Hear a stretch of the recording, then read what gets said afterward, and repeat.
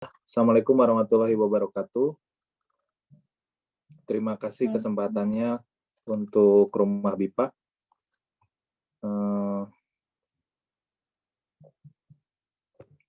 Saya hari ini akan memaparkan tentang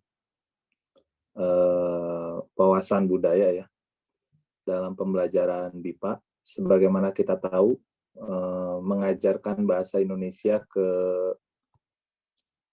publik luar itu berarti juga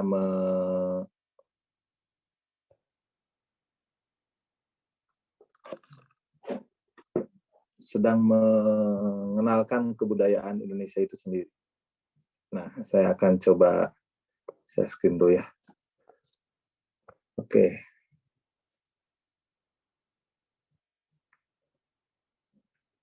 Ini nampak ya? Sudah, Kang. Sudah terlihat. Oke. Baik, saya akan memaparkan lebih tepatnya topik ini ya, peran bahasa dalam diplomasi budaya. Jadi yang menarik mungkin dari pembelajaran bahasa Indonesia untuk orang asing adalah kita bisa berinteraksi dengan negara-negara luar gitu ya. Sementara yang kita bawa ini adalah pembelajaran bahasa Indonesia. Ini menarik. Tapi akan jadi terjebak justru misalnya paradigma begini, kita jadi justru harus sangat memahami kebudayaan luar justru ketimbang kebudayaan diri sendiri gitu. Terkadang kita jadi terjebak di situ gitu ya. Padahal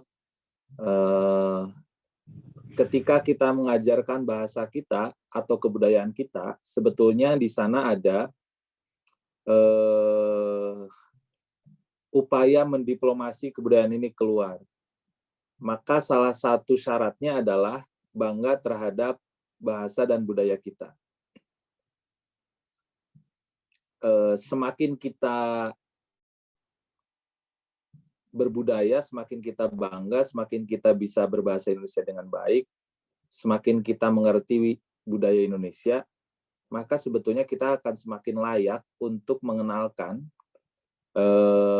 kebudayaan Indonesia keluar.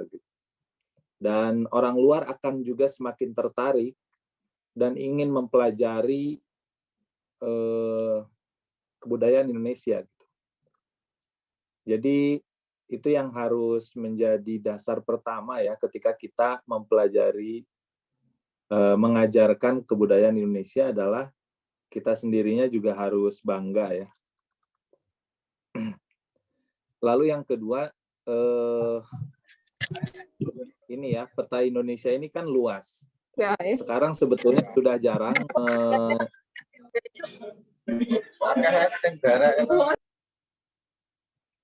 ya, lanjut ya. Sekarang misalnya sudah jarang mengenalkan, merepresentasikan diri kita ini adalah negara ya. Kebanyakan misalnya dalam pertemuan-pertemuan di internasional kita ini mengenalkan diri kita ini sebagai masyarakat dari kota tertentu misalnya. Misalnya orang Jepang akan menyebut dirinya perwakilan Tokyo misalnya. Atau ketika saya mengikuti pertemuan misalnya di Thailand, maka saya akan menyebut saya orang Bandung gitu. Ketimbang orang Indonesia, karena sebagaimana kita tahu, Indonesia ini luas ya. Dan ada keberagaman di dalam luas itu. Maka budaya Indonesia adalah akulturasi dari ragam budaya daerah yang itu menjadi identitas nasional, dan yang paling utama ini adalah kelestarian budaya daerah itu sendiri. Jadi misalnya mengenalkan satu daerah misalnya di Jawa Barat gitu ya, maka kita akan juga disebut juga sedang mengenalkan Indonesia gitu. atau kita mengenalkan satu kebudayaan daerah di Sumatera misalnya, di Medan sendiri misalnya, atau di Aceh gitu kan, dia ketika kita mengenalkan kebudayaan di sana, maka ada kita sedang mengenalkan kebudayaan Indonesia gitu. Karena keberagaman itu, maka mengenalkan lokalitas Indonesia, dalam hal ini kebudayaan daerah, itu juga menjadi bagian dari diplomasi budaya Indonesia. Dan perlu dijelaskan bahwa ada lapisan itu ya, ada lapisan budaya nasional dan lapisan budaya daerah gitu. Nah, yang menarik kan adalah lapisan budaya itu, alat komunikasi utamanya adalah bahasa. Jadi bahasa Indonesia dia menjadi alat komunikasi untuk menjelaskan kebudayaan Indonesia, dan bahasa daerah itu adalah alat komunikasi untuk menjelaskan kebudayaan di daerah itu. Nah, karena layernya seperti ini, maka ketika kita ingin mengajarkan budaya Indonesia kepada pembelajar asing, maka harus ada konteks ya, konteks di mana sebetulnya konteks keberagaman dari perilaku-perilaku masyarakat atau bagaimana bahasa Indonesia itu digunakan di dalam di daerah-daerah yang beragam ini gitu. Misalnya makan ya, cara makan misalnya. Cara makan di berbagai daerah ini, dari mulai makanannya, cara makannya, cara mengolah makanannya, itu berbeda-beda gitu. Dan itu semua bukan kelemahan, tapi justru kekuatan dari budaya Indonesia itu sendiri, sehingga orang tertarik untuk mempelajari keragaman tersebut. Nah, saya akan memetakan satu-satu beberapa materi budaya yang bisa diajarkan gitu ya oleh Bapak dan Ibu semua ke pembelajar asing. Dan kita bisa memetakannya berdasarkan mungkin ini ya 7 unsur kebudayaan menurut Kunchoro-Ningrat ya. Dan ini saya rasa sangat komprehensif ya, sudah cukup sangat komprehensif dan bisa membuat kita lebih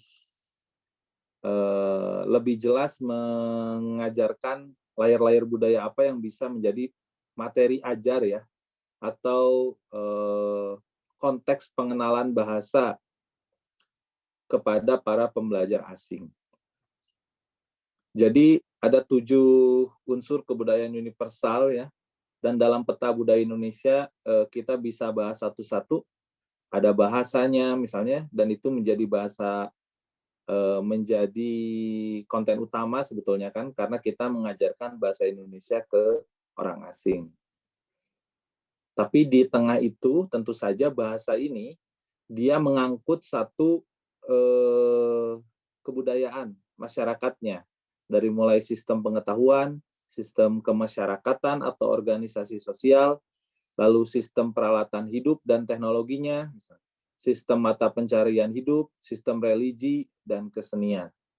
Dan coba Bapak dan Ibu bayangkan, sistem-sistem ini, dia ada yang berlaku secara nasional sebagai bangsa Indonesia, ada juga yang berlaku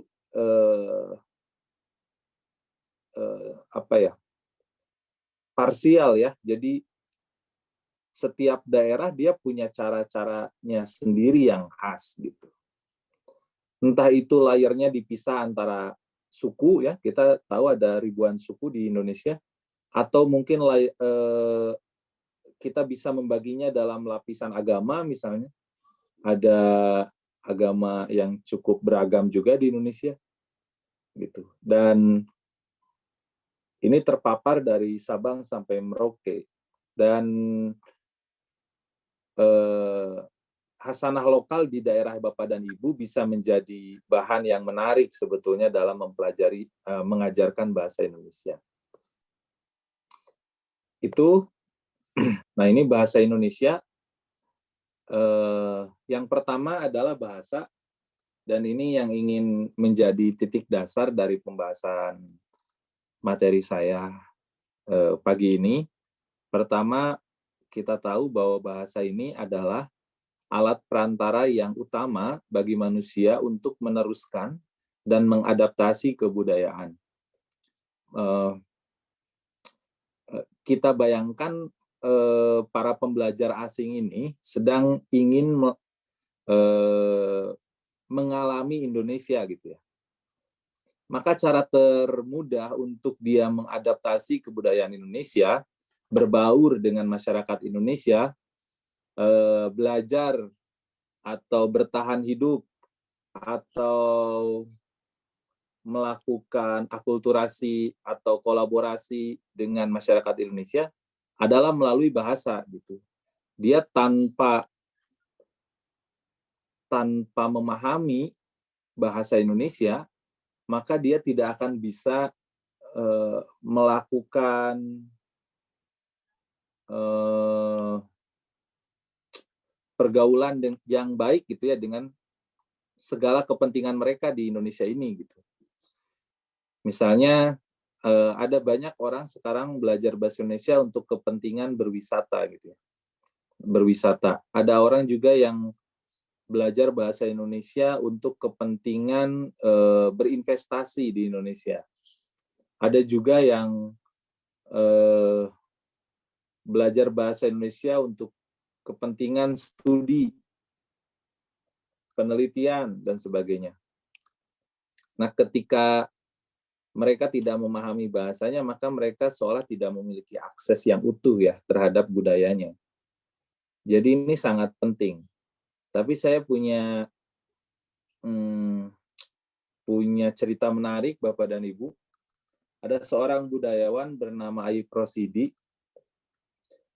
Dia diminta untuk mengajarkan sastra Indonesia dan daerah, terutama sastra Sunda gitu ya, di Jepang ya, di Jepang, di Korea juga. Gitu. Tapi Ayub Rosidi ini dia tidak bisa bahasa Jepang dan bahasa Korea. Maka yang dia lakukan bukan belajar bahasa Jepang dan Korea untuk bisa mengajar mengajarkan kebudayaan sastra Sunda dan sastra Indonesia ke sana, tapi Ayub Rosidi dengan sangat bangga, dengan sangat memiliki martabat gitu ya, mengatakan kalau kalian perlu kebudayaan kami, belajarlah bahasa kami. Gitu. Jadi dia ngajar di sana dengan bahasa Sunda, dengan bahasa Indonesia gitu. Dan mereka yang akhirnya repot-repot belajar dan menerjemahkan budaya dan ilmu-ilmu yang ada di sini. Nah, sifat seperti ini itu kita bisa maknai sebagai ketahanan budaya ya. Kita bisa pahami sebagai ketahanan budaya. Karena kita bisa saja memberikan akses kepada publik luar justru untuk melakukan eksploitasi terhadap budaya kita sendiri gitu. Dan itu dilihat dari bagaimana mentalitas kita mengajarkan bahasa ini kepada mereka. Nah itu ya. Dan bahasa ini akses yang paling utama. Dia pertama adalah alat komunikasi budaya masyarakat Indonesia. Dan yang kedua, dia adalah sarana diplomasi budaya Indonesia ke publik dunia. Dan ketika kita bisa dengan cantik melakukan diplomasi budaya ini melalui pengenalan bahasa Indonesia, maka bisa bisa jadi akan banyak sektor terbantu dari ini gitu, dari upaya-upaya teman-teman yang sekarang mau serius di wilayah BIPA gitu ya. Nah, yang kedua, sistem pengetahuan ya.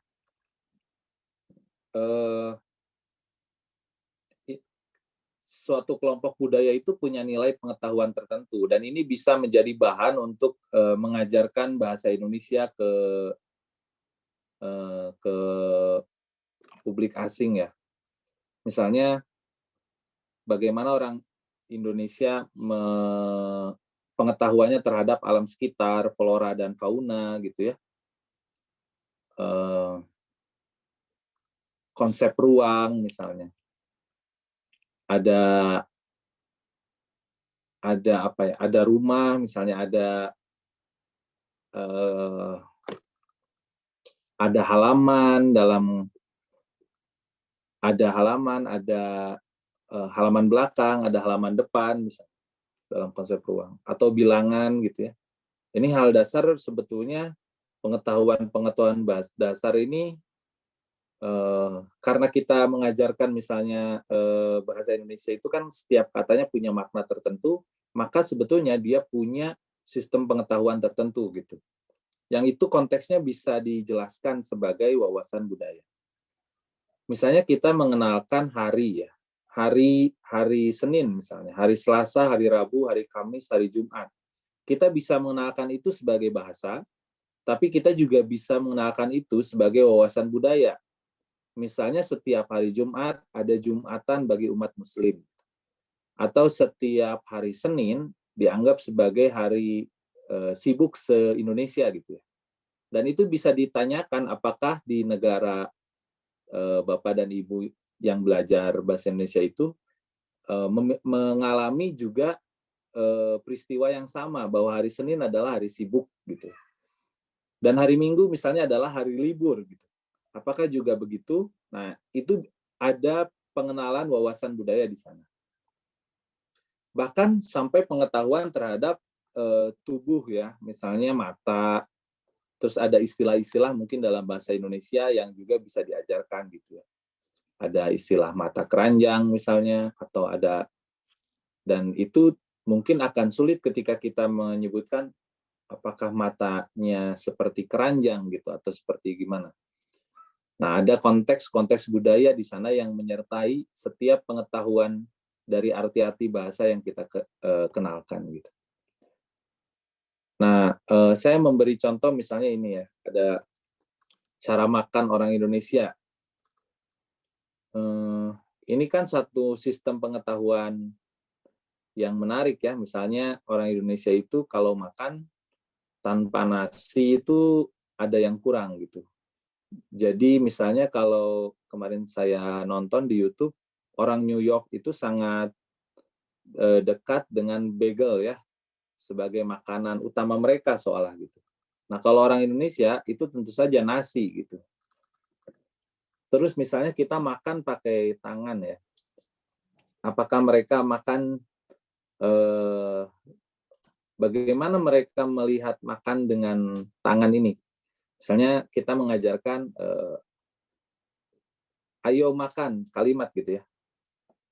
Saya sedang makan misalnya. Nah, makan di sini dia punya konsep pengetahuan tertentu dalam konteks Indonesia. Misalnya tadi makan harus menggunakan nasi gitu ya. Lalu makan orang Indonesia dekat dengan sambal dan kerupuk misalnya. Terus kadang kita juga makan nasi dan mie misalnya. Makannya pakai tangan. Terus makannya tidak di meja tapi lesehan misalnya. Nah, ini adalah beragam pengetahuan yang bisa muncul karena padahal kita hanya mengajari satu kata yaitu makan gitu. Begitupun misalnya hari di Indonesia yang tadi saya jelaskan, terus bagian tubuh juga misalnya.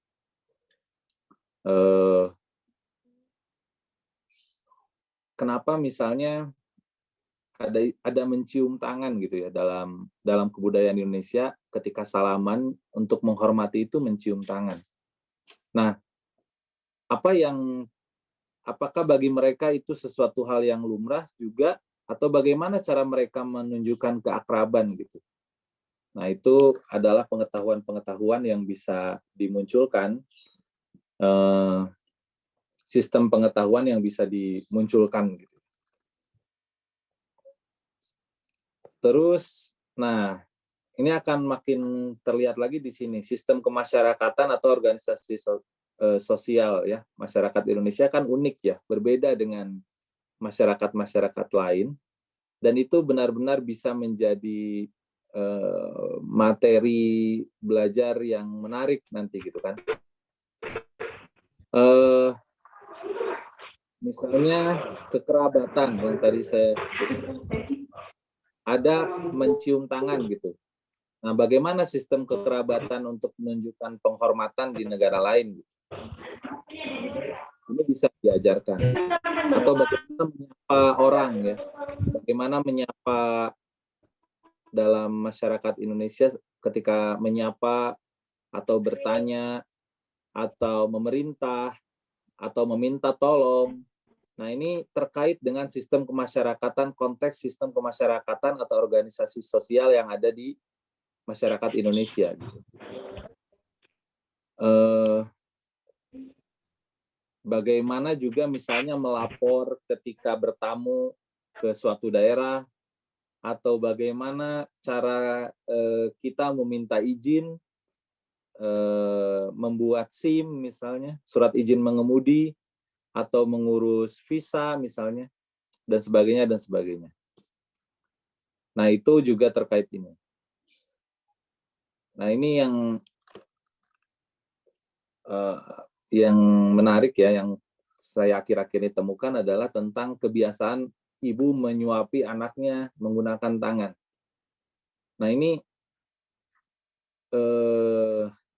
tapi ini intermezzo saja, misalnya potret menyuapi anak dengan tangan ini adalah potret pertama ya.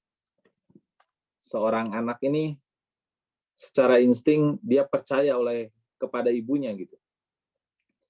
Lalu ketika misalnya kita menyuapi pacar kita gitu ya, atau orang yang kita sayang, kita seperti diingatkan lagi pada memori paling intim manusia ya, diberi makan oleh ibunya. Nah, pembahasan budaya sampai mendalam seperti itu bisa terjadi ya ketika kita belajar mengajari bahasa Indonesia kepada orang asing.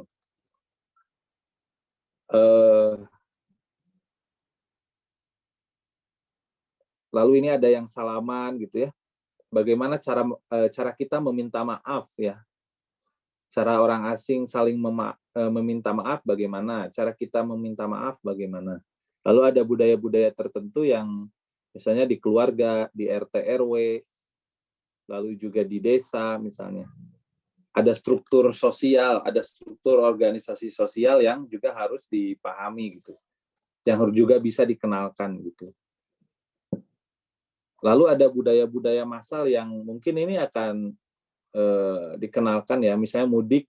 Mudik ini kan mula-mula dia adalah budaya satu agama, tapi kemudian dia telah berhasil menjadi layar budaya nasional ya. Karena ketika mudik ada waktu libur panjang, ada migrasi banyak orang pulang ke kampung halaman mereka, terus juga ada istilah merantau dalam kebudayaan Indonesia, dan sebagainya, dan sebagainya. Lalu ini ada sistem peralatan hidup dan teknologi. Nah, dalam pembelajaran bahasa ini juga menarik ya. Jadi ini bisa jadi satu metode belajar bahasa yang menarik karena pembelajaran dimulai dari peralatan ya, dari alat-alat, dari benda-benda, dari piranti-piranti yang mungkin tidak mereka temui atau juga sama mereka temui di negara mereka. Tapi dari satu benda kita bisa bergerak justru ke hal-hal pembelajaran yang lain, misalnya cara menggunakannya, cara menggunakannya, terus cara dia satu rangkaian dalam proses pembuatan apa gitu. Misalnya ini, ya. Ini kan alat pertanian yang sebelah kanan gitu. Ini kan sangat memicu pertanyaan ya. Jadi misalnya benda yang berbentuk bulan sabit ini itu apa dan dia fungsinya apa gitu. Syukur-syukur Bapak dan Ibu bisa menghadirkan alat dan bendanya secara langsung ya. Maka itu akan lebih menarik ya, akan lebih para pembelajar bisa langsung juga mempraktikkan gitu. Ada cangkul misalnya ya, lalu mereka dibiarkan dulu untuk menduga-duga bagaimana cara membuatnya gitu. Nah, bisa pembelajarannya begitu, bagaimana cara menggunakannya. Paling mungkin digunakan untuk apa dan sebagainya dan sebagainya. Lalu kita bisa kemudian menariknya ke konteks peristiwa yang sebenarnya. Misalnya arit itu untuk digunakan untuk mengambil rumput ya, untuk pakan ternak misalnya. Atau pokoknya dia alat untuk memotong sesuatu hal yang bersifat rumput seperti ilalang apapun gitu. Terus mungkin ada banyak pertanyaan, kenapa bentuknya melengkung ya? Kenapa tidak lurus saja gitu? Karena lalu Bapak Ibu bisa mencontohkan gitu. Nah, ketika ngarit atau yang ngarit ya, kalau dalam bahasa saya di Sunda itu ngarit disebutnya, dan itu arit, maka dia akan langsung terkumpul menjadi satu gunduk rumput gitu ya. Nah, satu gunduk rumput itu mudah untuk dipegang, mudah untuk diikat, mudah untuk diberikan ke ternak. Misalnya begitu.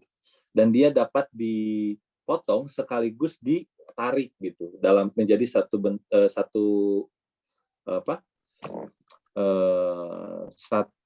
ikat gitu ya. Nah, fungsi-fungsi dari bentuk yang aneh yang mungkin mereka juga ada, tapi namanya mungkin golok misalnya atau apa gitu ya di mereka lebih seperti panjang saja gitu kan. Tapi di kita ada yang melengkung seperti ini. Atau mungkin juga di mereka ada dan memiliki nama yang berbeda. Nah, dengan begitu maka ada semacam kesamaan persepsi bahasa, persepsi bentuk, persepsi bahasa, persepsi pengetahuan, gitu ya. Sehingga kemudian ada sharing budaya di sana ya. Ada kesamaan, ada universalitas di sana gitu. Nah, itu yang sebetulnya menarik dari mengajari bahasa Indonesia terhadap publik luar ya, masyarakat asing. Oke, Kang Julfa, mohon maaf waktunya sudah habis. Jadi kita akan ke sesi tanya jawab ya, Kang. Mohon maaf. Oke. Mungkin sekilas sedikit ya, ini 1 menit ya. Termasuk ini Bapak Ibu bisa kita lihat sistem mata pencaharian hidup, misalnya masyarakat Indonesia ya. Dari pasar aja, kita ada banyak nih, ada pasar apung, pasar kaget. Ini kalau kita kenalkan secara bahasa, pasar kaget, apakah pasarnya kaget gitu kan? Dan bagaimana kita menerjemahkan ini dalam bahasa pembelajar kita gitu, yang dari luar.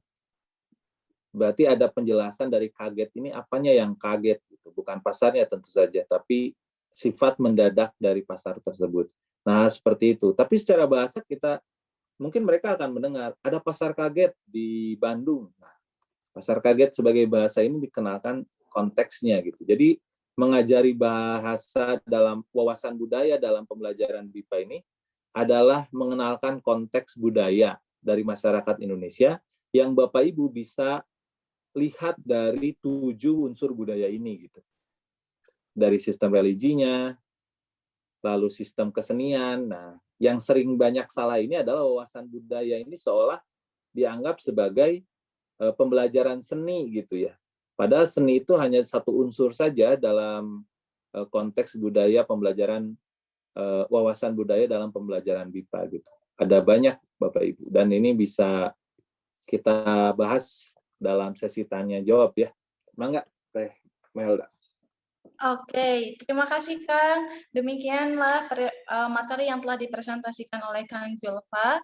Materi presentasi tadi saya yakin dapat merangsang kita untuk berpikir gitu ya, bagaimana pentingnya wawasan budaya dalam pengajaran IPA. Tadi Kang Julfa sudah highlight bahwa salah satu syarat untuk membagikan suatu budaya itu kita harus bangga terlebih dahulu terhadap budaya kita sendiri, baru kita bisa membagikan ke orang lain gitu.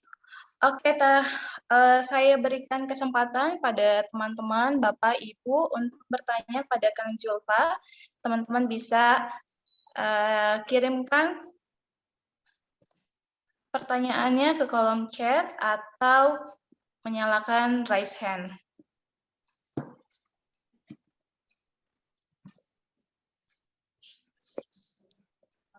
Oke, ini sudah ada pertanyaan yang masuk, Kang, dari sebentar. Oke, saya bacakan ya, dari Teh Novina Amelia Damanik. Oke, selamat pagi Kang Julfa, terima kasih atas pemaparan materinya. Izin bertanya Kang, ketika kita sebagai pengajar BIPA mengajarkan kebudayaan Indonesia kepada pembelajar BIPA, ada kemungkinan terjadinya gegar budaya nggak Kang? Atau culture shock ya Kang? Kemudian bagaimana tipsnya, apa yang dapat pengajar BIPA lakukan ketika menghadapi kondisi tersebut? Oke, mangga Kang, bisa dijawab langsung. Ya, ya perbedaan budaya itu pasti ada ya. Perbedaan budaya itu pasti ada. Misalnya makanan pokok aja, termasuk kalau kita juga keluar kan begitu ya. Ada perbedaan rasa misalnya. Kenapa orang Indonesia makanannya pedas-pedas misalnya gitu ya. Sementara mereka penuh bumbu gitu ya. Penuh bumbu, sementara di mereka tidak begitu banyak bumbu misalnya. Itu pasti ada semacam culture shock ya. Tapi dan bagaimana kita menjelaskan itu sebagai dan kita menjadikan itu sebagai pembelajaran bahasa sekaligus pengenalan budaya. Mungkin kita tahu istilah tak kenal maka tak sayang gitu kan. Misalnya saya ketika menyukai kopi ya Bapak Ibu. Kok rupanya yang selama ini saya minum itu bukan kopi sungguhan gitu.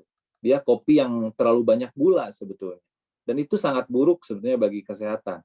Lalu ketika saya dikenalkan satu budaya kopi yang baik gitu ya, kopi yang tidak dicampur dengan jagung, lalu kopinya asli, dan juga ada di sana cara mengolah kopinya, alat kopinya, lalu juga ada pengetahuan juga di sana bahwa kopi itu semakin panas, maka dia semakin pahit. Kalau kita mau kejar yang manis, maka jangan terlalu panas. Atau jangan terlalu bubuk menghancurkannya. Itu kan satu sistem pengetahuan, itu juga ada sistem peralatan mengolah kopinya juga, ada teknologinya juga di sana.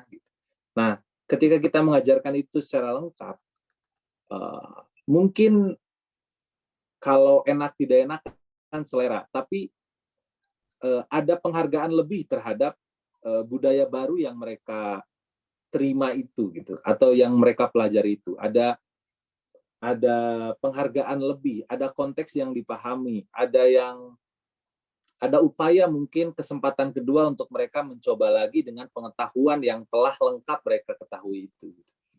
Jadi kenapa harus begitu banyak bumbu misalnya dalam makanan itu, atau kenapa kopinya langsung dijerang dengan air dan bubuk-bubuknya. Kopi tubruk itu satu signatur kopi Indonesia ya, yang bisa dikenalkan gitu. Itu kan pasti mengganggu ya. Tapi ketika kita kasih tahu bahwa ada sensasi membersihkan dengan mulut sendiri atau mungkin bahkan mengunyah si serpihan-serpihan kopinya, mungkin itu bisa menjadi satu value lain ya ketika mereka mengalami budaya baru tersebut gitu. Jadi sarannya justru itu harus dilengkapi pengetahuannya, dilengkapi konteksnya oleh para bapak dan ibu ketika menjelaskan atau mengajari perbedaan budaya tersebut. Begitu Melda. Oke, terima kasih Kang jawabannya. Jadi kalau kita mengalami culture shock atau gegar budaya, sarannya kita harus melengkapi terlebih dahulu pengetahuan dan konteks-konteks terhadap wawasan budaya. Oke.